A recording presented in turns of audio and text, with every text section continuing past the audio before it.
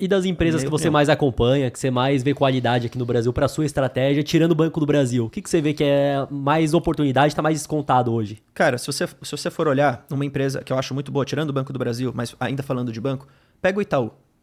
Eu gosto de dar esse exemplo. O Itaú, historicamente, sempre negociou com prêmio frente a todos os outros pares. E aí tem aqueles caras que pegam aquelas regrinhas de bolso. Não invisto em algo que tem mais de uma vez o patrimônio, de PL, não sei quanto. Cagada demais. Por quê? Porque o Itaú, existe um motivo do porquê ele negociar acima dos pares, historicamente falando. É um banco que nos últimos, eu diria que talvez nos últimos 10 anos, colocar aqui, teve um ROI médio de 18, entendeu? Num país de maluco como é o Brasil, de tanta incerteza. O banco conseguiu atravessar crise, diferentes presidentes, diferentes cenários internacionais, guerra para lá, guerra para cá, e mesmo assim mantém uma média de ROI muito boa. Isso mostra a expertise dos caras que estão ali em conseguir trabalhar isso num país difícil, que é o Brasil. Ou seja, se você for falar para mim, pô, Bruno, qual que é uma empresa que você teria na sua carteira para você levar para sempre? E mesmo pagando um pouco mais caro que as outras? Itaú.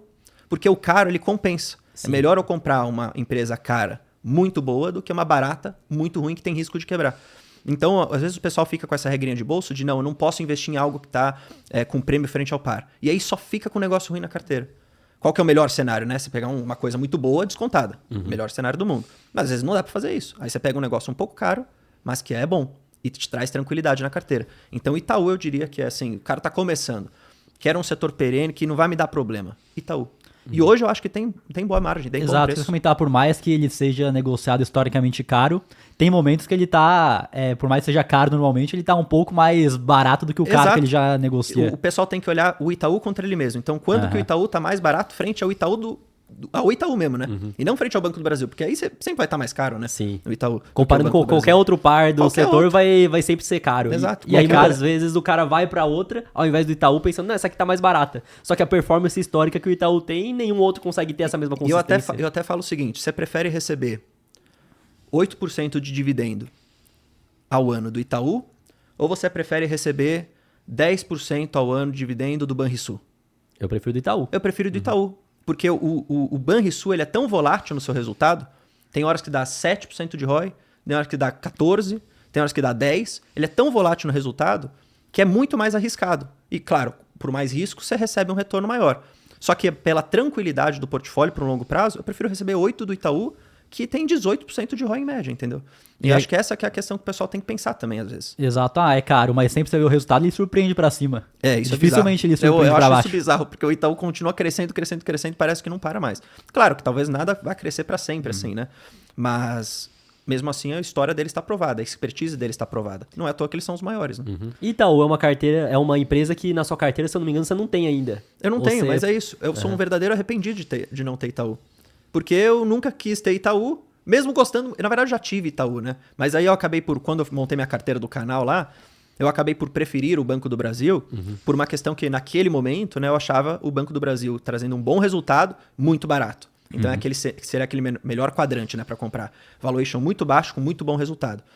Só que aí eu deixei de lado, né? Então, preciso escolher um. Aí eu escolhi o Banco do Brasil. Mas eu pretendo colocar Itaú na minha carteira. Inclusive, ele tá no meu radar e eu devo colocar ele na minha carteira muito em breve, inclusive, também. E além de Itaú, que outras oportunidades você vê no momento? Para essa estratégia mais previdenciária e pode ser de outros setores também, energia? Eu vou falar de uma de energia aqui que é polêmica, mas eu tenho uma tese tem uma tese, né? Pode ser, o pessoal fala, o Bruno tá falando aqui, vai acontecer. Não sei se vai. Eu espero que vá, porque meu dinheiro tá nisso. Que é a Eletrobras. Eu tenho falado isso há muito tempo já. Há muito tempo de Eletrobras. Desde quando teve lá a questão do FGTS para colocar. Falei, cara, a Eletrobras pode surpreender para cima. Não em termos de preço. Não tô nem olhando pro preço, porque o preço é uma consequência, mas em termos de resultado. É uma empresa muito grande. É a maior empresa do setor dentro do Brasil. E se você for olhar os últimos resultados, especialmente o último, ela tem direcionado uma coisa que eu acho muito bom. Os investimentos para transmissão. Mas, Bruno, por quê? Por que ela não continua em geração? Ela vai continuar. Mas o fato de ter transmissão vai trazer para ela muita previsibilidade de receita e vai permitir com que ela comece uma nova política de dividendos muito melhor. Então vai conseguir aumentar o payout, vai poder colocar mais datas certinhas de pagamento. E eu acho que isso vai ser um trigger muito importante para as pessoas. E ninguém está olhando. Ninguém está olhando ainda. Só que leva tempo, né? Não é amanhã. Então, se você quer levar uma elétrica para longo prazo, que hoje está barata, na minha opinião, Eletrobras. Claro que você não vai colocar, talvez, uma posição grandona na sua carteira, porque é uma tese que tem que se provar. Mas ter exposição acho que é excelente, assim, sinceramente. E o mercado já começou a ver isso. Porque o resultado já vai começando a se provar, né, do que ela tem feito. Então você pode ver, né, quanto que ela subiu aí desde do segundo tri, que anunciou o resultado e anunciou um bom dividendo. Antes de ter essa política forte e antes de ter terminado o turnaround dela. Então eu gosto muito da Eletrobras nesse sentido e eu acho que ela pode ser uma boa pagadora de dividendo, pagar 10%, 12% de yield ao ano, assim como era a Taesa do passado, como o pessoal via. E detalhe, com potencial de destravamento de valor nas ações muito maior do que a Taesa, entendeu? Porque isso não está precificado na Eletrobras ainda. Então essa é a minha tese. Eu sou muito otimista, apesar de não ter uma posição tão grande, porque é uma tese, tem que se provar ainda. Aí outras que eu continuo achando que é boa. Pô, transmissoras puras, Isa Energia. Né? Taesa eu acho que é uma boa empresa também. O pessoal fica falando muito mal de Taesa, eu não acho que faz sentido falar mal de Taesa. É uma boa empresa com uma boa expertise que está passando por um momento difícil, mas a partir de 2026 já começa a cair a alavancagem. Isso foi falado, não foi por mim, foi para a própria CFO, foi num podcast recente que eu fiz um react também. Então isso aqui é uma boa empresa também, muita previsibilidade para o portfólio. E aí, se o pessoal gosta de um pouco mais de distribuição, né, a CEMIG eu acho que é interessante nesse sentido. Mas tem que saber que ela está direcionando os esforços para a distribuição e tem mais risco, na minha opinião. Tem bem mais risco. Mas é isso, montaria essa carteira com essas 4 empresas aí, eu acho que estaria boa pro longo prazo. E seguros? BB Seguridade, Caixa Seguridade, o que você vê agora? Isso é sempre uma oportunidade, na minha opinião. Hoje mais ainda. Por incrível que pareça, né, BB Seguridade e Caixa também. Caixa é muito... primeiro eu vou falar de Caixa, depois eu falo de BB. Caixa é muito engraçado, se você abre o gráfico, eu não sou analista técnico, mas eu tô aprendendo um pouco de coisa técnica, você vê que tem umas regiões de suporte e de resistência assim, em Caixa que são muito interessantes. Então fica ali, próximo do preço que a gente tá, 13 e pouquinho, é uma região que depois sempre volta uma força compradora muito para Caixa, ela volta a subir. E a gente tá nessa região. Então eu tenho pensado, quero começar uma posição em Caixa. Eu não tinha. Aí eu olhei para isso e falei, cara, tem bom fundamento? Tem. Tem margem de segurança frente ao preço teto? Tem. Tem boa projeção de dividendo? Tem.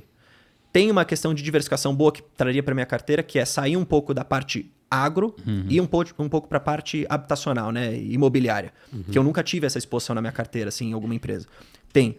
E aí a parte gráfica também, teoricamente, mostra um cenário, um momento interessante. Então eu acabei comprando. Por que eu acho legal de ter o seguro? Eu sempre falo isso, mas eu gosto de repetir porque sempre tem gente nova chegando. Porque é um modelo de negócio que também te traz uma questão muito anticrise, assim, na minha opinião. Claro que pode ter momentos onde vai afetar a empresa como todas as outras. Só que pensa num momento onde você tem uma crise bizarra no Brasil, sei lá, juros a 15, ou que seja, mais do que isso. Hoje, então, basicamente. Hoje. Pensa nisso, exato. Brasil 2025. É isso, é verdade. Pensa hoje. Pô, você tem a Caixa, que já tem um dinheiro, né, das suas apólices ali, já tem a grana que ela recebeu. Ela vai deixar esse dinheiro rendendo a 15, que ela deixa majoritariamente o seu dinheiro em pós-fixado ali. Então, vai render Selic, vamos colocar assim. Esse dinheiro fica rendendo, compõe lucro para a empresa e ela paga praticamente 100% de payout para os seus acionistas. Ao mesmo tempo que ela começa a trabalhar o cenário operacional dela, que é para emitir novos seguros, colocar dessa forma. E ela trabalha no mercado imobiliário, que teoricamente é um mercado forte no Brasil também. Apesar de não ser um mercado que cresce muito num cenário de juros a 15, mesmo que não cresça muito no cenário de juros a 15, o resultado financeiro dela cresce. E aí isso vai se compensando. Mesma coisa com o BB Seguridade na parte do agro, que tem um pouco mais de risco, talvez na minha opinião, por uma questão mais cíclica, né? Que a própria agronegócio tem algumas questões que a gente não tem controle, preço de commodity, clima, um monte de coisa, que talvez no mercado imobiliário você não tenha muito isso, mas é o mesmo cenário. Então a seguradora, eu sempre digo isso, para o pessoal que tem uma carteira previdenciária, quer se expor isso no Brasil, tem que ter. Porque, primeiro que tá meio às vezes parece meio básico o que eu vou falar, mas eu acho muito real.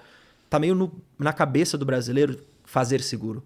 E isso tem aumentado cada vez mais. Se você for pegar os dados, né, de anos para trás, e pega de seguro alto, né, só pra gente ver essa diferença. Olha como cresceu o seguro alto nas pessoas. Antes você não tinha muito essa ideia de ter seguro. Hoje em dia você tem. Mesma coisa para seguro residencial. Antigamente as pessoas não tinham muito seguro para casa. Hoje em dia um monte de gente tem seguro para casa. Muitas vezes é obrigado até. Exato. Muita gente é obrigada. Eu moro de aluguel e eu fui obrigado a contratar o seguro incêndio da casa. Exatamente. Então, tipo, isso é um negócio que também é meio cultural. Então já traz pra gente uma dessas oportunidades poderia ser isso, né? Essa mudança cultural, mas o modelo de negócio é muito sólido. E aí, tendo um bom preço, acho que vale comprar. E ao mesmo tempo, quando o juro estiver baixo, então a remuneração do caixa vai ser menor, porém o juro baixo já é um trigger gigantesco, o mercado imobiliário está mais aquecido. Exato. Então quando o juro está baixo, o preço de imóvel sobe, a galera compra mais, vende mais, mas é mais seguro também. Então compensa o outro. Exato, eu concordo 100%. Às vezes o pessoal me perguntou assim, pô, mas por que você acha que caiu, por exemplo, o BB Seguridade? Que caiu bem, né? Tinha batido sua máxima histórica, 42 e pouco, tá 32 agora. Por que caiu? Sendo que o resultado tá bom. E de fato, o resultado tá bom. Eu acho que tem 2 fatores. Primeiro, acompanhou muito a queda do Banco do Brasil, apesar de, na minha opinião, não fazer sentido. O Banco do Brasil caiu e BB segue cair por conta disso, mas eu acho que tem esse movimento do mercado como um todo. E muita gente ainda coloca tudo como se fosse a mesma coisa. Coloca, O pessoal coloca como a mesma coisa, então acho que tem esse movimento. E a segunda questão, que aí é um risco, mas eu não acho que é um risco tanto para você vender, que é o baixo crescimento dos prêmios emitidos da BB Seguridade, que já tem se mostrado desde o último resultado.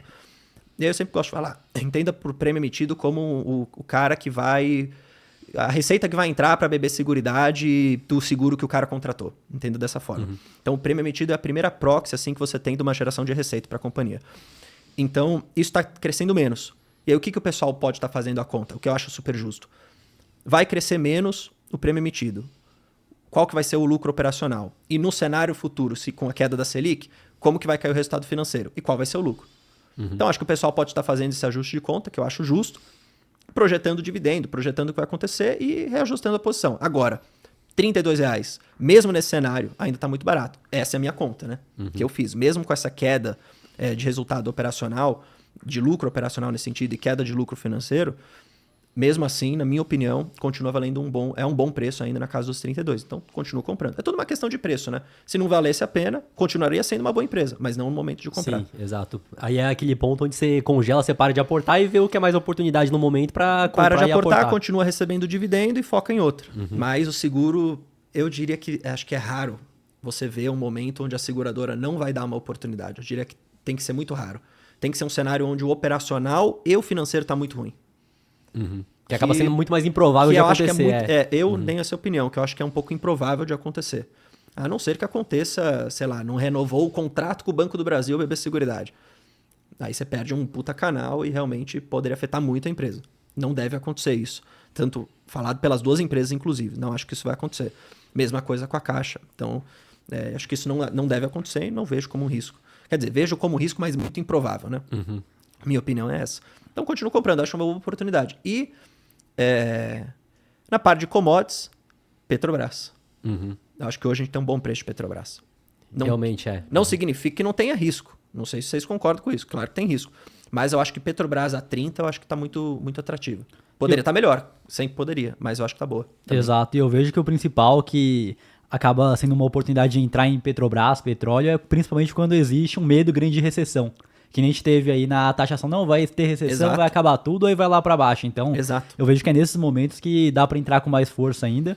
E ainda a gente tem coisas no preço, por exemplo, a margem equatorial, que Não acho que tá no pode preço entrar ainda isso. também. Eu não acho que está nada no preço. Eu acho que o pessoal não considera a margem equatorial.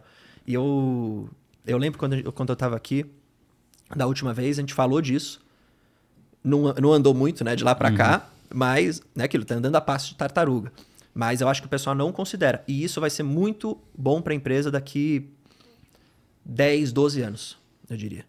Então não é para agora. Só que lembra, né? Se você está montando uma carteira previdenciária de 40 anos, 10, 12 anos, é tranquilo, né? De você esperar. Então eu acho que é muito bom também. E a Petrobras, querendo ou não, ela é muito estratégica também pro país. É muito difícil e é muito...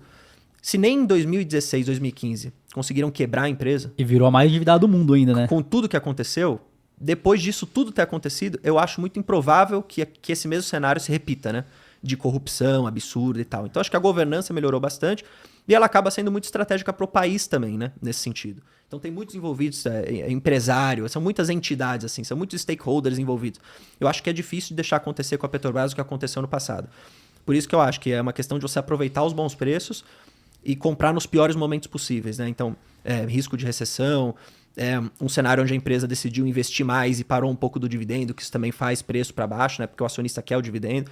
São nesses cenários que eu acho que tem que comprar, porque aí você venha a sua gordura lá pra frente. E eu vejo que tem um alinhamento de interesse muito grande, porque, beleza, pode acontecer do governo colocar o dedo lá e atrapalhar de alguma forma, mas eles precisam do dividendo também. Precisa? E com o déficit a gente tem as contas públicas, ainda mais o dividendo eles precisam, então eles vão ter que pagar de alguma forma. Precisa. Assim, o pessoal fica falando, pô, Bruno, mas e com esse governo? E com o outro governo?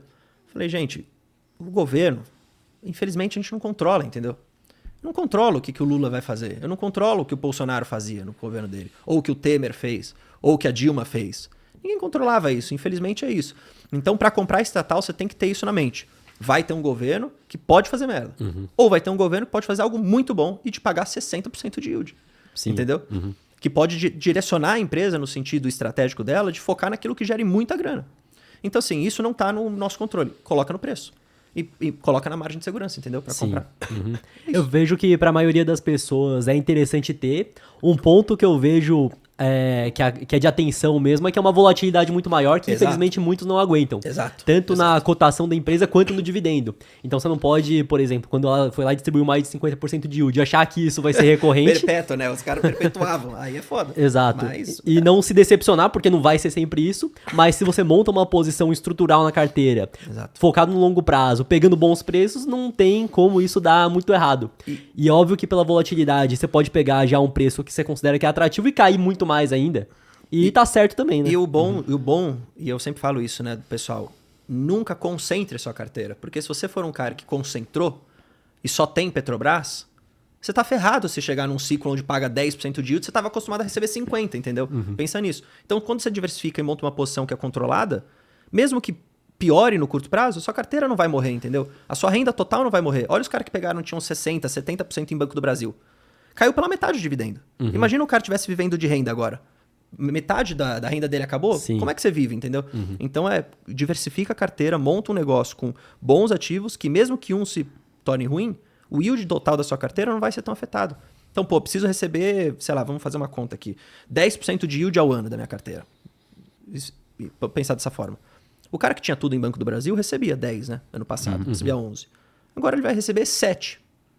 Imagina um cara que só tem Banco do Brasil. Mas um cara que tinha Banco do Brasil, Caixa, BB Seguridade, Petrobras, um pouco de Vale, continua recebendo ali os seus 10, mais ou menos, entendeu? E vai ter uma empresa que vai surpreender pra baixo, que vai ser pior que o esperado, mas vai ter empresa que vai surpreender pra Pra cima. cima. Aí vai ficar naquela E média aí ali. vai ficar na média. E aí, essa que é a beleza da diversificação. E aí sempre vem um ou outro que fala assim, não, porque o Warren Buffett falou que diversificação é coisa de idiota, que não sabe o que tá fazendo. Aí a gente sempre tem que voltar para a nossa humildade e falar o seguinte, nós não somos o Warren Buffett. Né? Nós não temos, talvez, o nível de informação que ele tenha. E a gente tem que trabalhar numa distribuição normal com a média, né? Não com o outlier. E até Então- mesmo ele diversifica bem, se Exato. for parar pra analisar ainda. Exato. Não é tão concentrada assim a carteira dele. Exato. O pessoal, eu sempre falo isso. Você tem que tratar as coisas no mercado como uma distribuição normal. Ou seja, distribuição normal, né? Todo mundo tá aqui, tem os outliers que estão nas caudas, né? Ou seja, o cara muito bom e o cara muito ruim. Vamos tratar na normalidade. Então a maioria das pessoas está aqui no meio. O que a maioria tem que fazer? Ter uma carteira diversificada, com boas empresas, com aquilo que funciona em cada um dos lugares geográficos e pronto. E viver consistentemente aportando e recebendo aquele dividendo. Se você for um outlier, você é Warren Buffett. Ou você é um cara que perdeu tudo e faliu. Que Entendeu? vai perder pro Ibov ainda. Exato. Então é isso. As pessoas têm que aceitar a humildade e aceitar a distribuição normal. Aceite a estatística. E pra você que quer comprar criptomoedas ou investir no exterior, a parceira aqui do podcast é a Quantifury, corretora internacional 100% taxa zero. E fazendo seu primeiro investimento equivalente a $50, você ainda ganha uma recompensa em Bitcoin. É só escanear o QR Code que tá aqui na tela ou clicar no link da descrição.